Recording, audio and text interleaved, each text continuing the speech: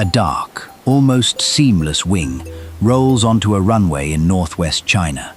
There is no cockpit, no tail, no conventional fuselage.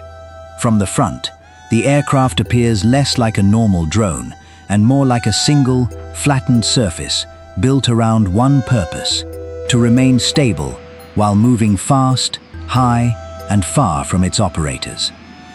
This is the CH-7, also known as Rainbow 7. For years, it existed mainly as an exhibition concept.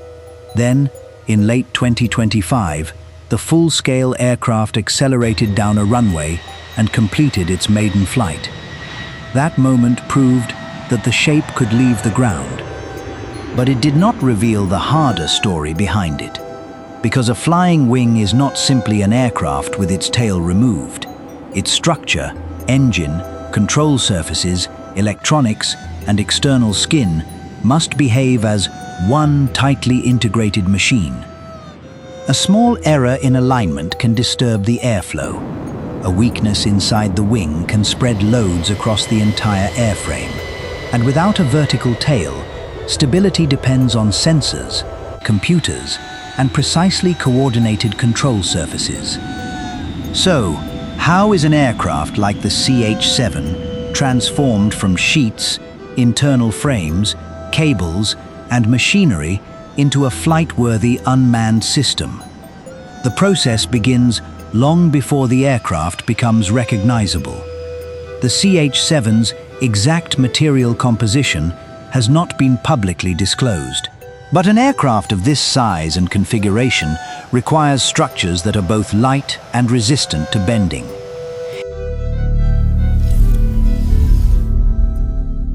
In modern aerospace production, that usually means combining metallic load-bearing components with large composite panels. Composite material starts as carefully controlled layers. Each is cut to shape and placed in a defined direction, because fiber orientation determines how the finished part carries force. The material is laid over a mold that defines the aerodynamic surface. Air is removed through vacuum bagging, compressing the layers against the tooling. The part is then cured under controlled heat and pressure. Once hardened, the panel is trimmed, drilled, and inspected. But visual perfection is not enough. A composite panel can hide voids, separation, or internal damage beneath a smooth surface. Ultrasonic inspection allows technicians to search below the skin without cutting it open. Only after the structure passes these checks can it move toward assembly. The first major form of the CH-7 begins inside a large horizontal jig. Unlike a conventional aircraft, where a cylindrical fuselage acts as the central body, the CH-7 spreads its structure across a broad flying wing. Long spars carry bending loads along the span. Ribs preserve the profile of the wing. Reinforced areas prepare the structure for the landing gear, engine, and internal equipment. At this stage, the aircraft is not a dark grey flying wing. It is an exposed framework of beams, ribs, brackets, and empty compartments. And this is where scale becomes a manufacturing problem. The later CH-7 configuration has been publicly described as having a wingspan of roughly 26 meters. Across that distance, small alignment errors can accumulate. If one section is slightly twisted, the outer wing may no longer match the intended aerodynamic shape. Laser trackers and digital measuring equipment can establish reference points across the assembly.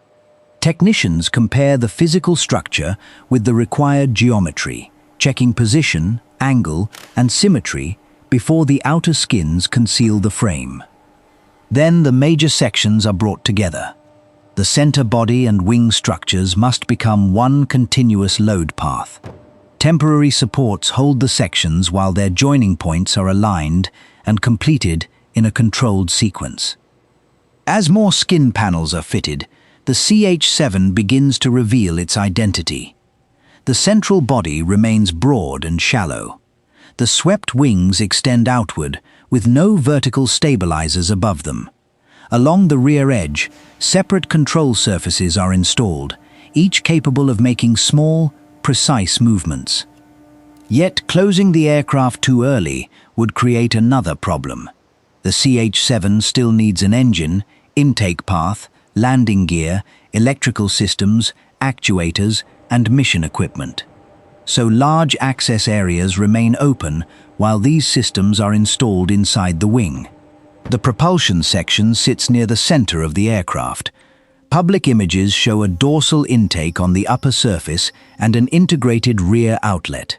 This arrangement allows the engine to remain inside the shallow body, but it also forces several competing requirements into a limited volume. The intake must deliver stable airflow.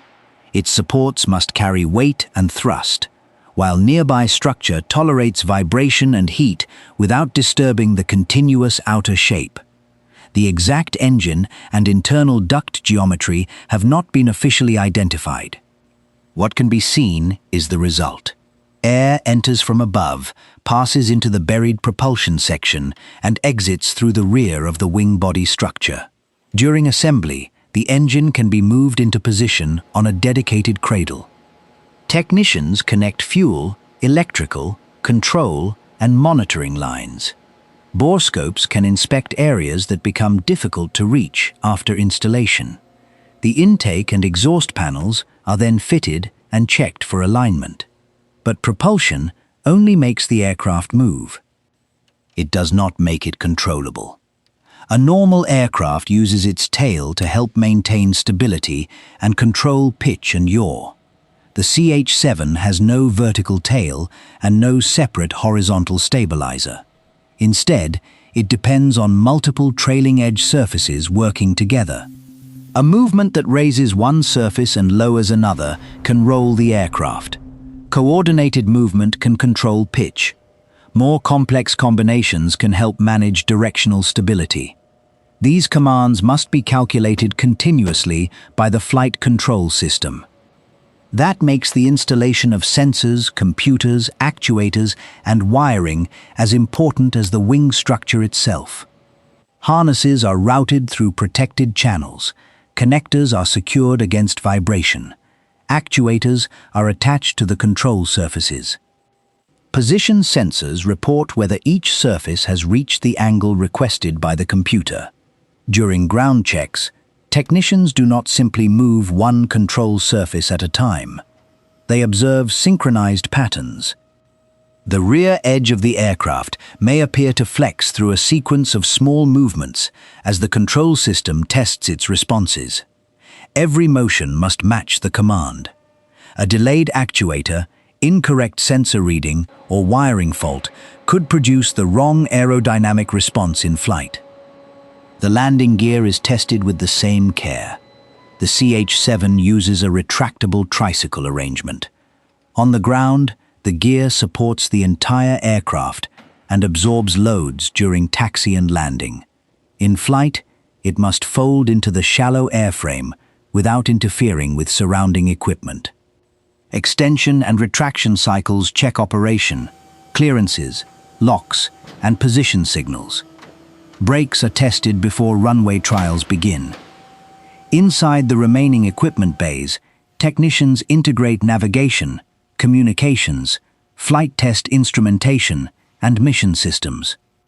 Chinese reporting describes the CH-7 as capable of carrying electro-optical and infrared payloads, but the exact arrangement of its sensors and internal electronics remains largely undisclosed. For the manufacturing process, the central challenge is integration. Each module needs power, cooling, and protected data connections. Its position affects aircraft balance, while its electromagnetic output must not interfere with neighboring systems. Once installation is complete, the access panels are closed. Now the quality of the outer surface becomes visible. Technicians inspect the contour of the wing, the fit around doors and panels, and the transitions surrounding the intake and exhaust. Digital scanning can reveal deviations too small to notice by eye. Gap and flushness checks confirm that adjoining surfaces meet cleanly. The final grey finish gives the CH-7 its completed appearance. But even now, it is not ready to fly. The aircraft must first come alive on the ground. Electrical power is applied, computers boot, sensors report their status, control surfaces move, the landing gear cycles, communications are checked. The engine is started, while instruments monitor temperature, vibration, and system response. Low-speed taxi tests allow engineers to evaluate steering and braking. Faster runs gradually add aerodynamic load. The aircraft must track straight, respond predictably, and remain stable as speed increases. Each run answers one question while preparing the next. Can the brakes stop the aircraft safely? Can the nose gear hold direction? Do the flight controls respond correctly as airflow builds? Does the engine continue operating under acceleration? Are vibration levels within acceptable limits? Only after these results are reviewed can the program move to the runway test that matters most. During the maiden flight, the CH-7 accelerates beyond taxi speed. Airflow builds over the broad wing. The control system makes constant corrections, many too small to see from the ground. Then the aircraft rotates and lifts away from the runway. This does not prove every advertised capability. It does not confirm operational service, mass production, or a completed mission system. A maiden flight is narrower and more important than that. It proves that the structure can carry real aerodynamic loads, that the buried engine can sustain flight, that the landing gear can retract and return, and that an aircraft without a conventional tail can remain under control long enough to take off, fly, approach, and land. From this point, the test program can expand carefully. Future flights may explore different speeds, altitudes, control responses, endurance, navigation, and payload integration. Each step adds new conditions, but the logic remains the same. Test one part of the envelope, compare the results with predictions, inspect the aircraft, and only then move farther. The CH-7 therefore represents more than a dramatic silhouette. Its real achievement lies in the integration hidden beneath that smooth surface, a wide structure carrying loads across the entire span, a jet engine buried inside a shallow body, distributed control surfaces replacing the traditional tail, and computers coordinating the aircraft every second it remains airborne. The question was how engineers could turn one broad, tailless wing into a stable and flight-worthy unmanned aircraft. The answer is not a single breakthrough. It is a chain of controlled processes: material preparation, structural alignment, propulsion integration, system installation, inspection, ground testing, and cautious flight validation. Only when every link works together does the shape on the factory floor become an aircraft in the sky. This is Modus Assembly, where advanced machines are understood through the way they are built.